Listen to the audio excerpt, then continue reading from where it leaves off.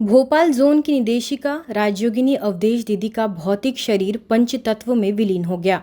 हजारों लोगों के बीच भोपाल के सुभाष नगर के शमशान में उनका अंतिम संस्कार किया गया। उनकी अंतिम यात्रा से पहले सूबे के राज्यपाल मंगूभाई पटेल, मुख्यमंत्री मोहन सिंह यादव, केंद्रीय कृषि मंत्री शिवराज सिंह चौहान, विधानसभा के मुख्य सचिव अवधेश ने पुष्प अर्पित कर श्रद्धांजलि दी। उन्होंने कहा कि अवधेश दीदी का जीवन लोगों की कल्याण के लिए था, असंख्य लोगों की प्रेरणा स्रोत रहेंगी।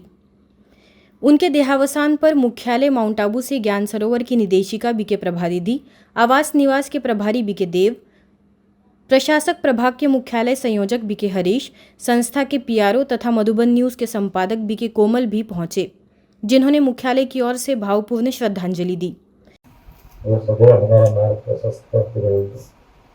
जन कल्याण को ऐसे कामों को चलाते हुए हम सब भगवान से परमपिता से कामना करते हुए निश्चित रूप से परमात्मा अपने ईश्वर ने अपने चरणों में उनको स्थान दिया है।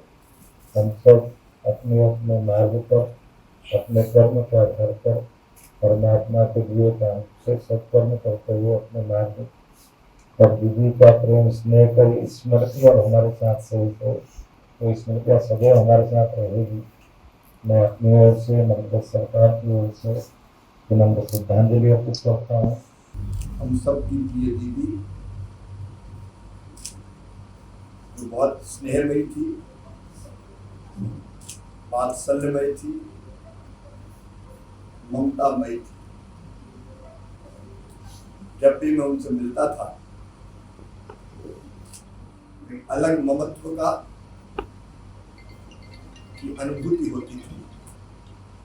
इस अवसर पर छतरपुर क्षेत्र की प्रभारी बीके शैलजा, नीलबढ़ केंद्र प्रभारी बीके नीतू, रीवा सेवा केंद्रों की प्रभारी बीके निर्मला, ब्लेसिंग हाउस केंद्र की प्रभारी बीके रीना, कोलार की प्रभारी बीके किरण, ग्वालियर की प्रभारी बीके आदर्श, सिंगरौली की प्रभारी बीके शोभा, ग्वालियर मालनपुर की प्रभारी BK Jyoti, BK Deepu, BK Ravendra, BK Satnam, BK Prahlad समेत भोपाल जोन की सभी वरिष्ठ टीचर्स बहनें, संस्था से जुड़े लोगों ने भावपूर्ण श्रद्धांजलि दी।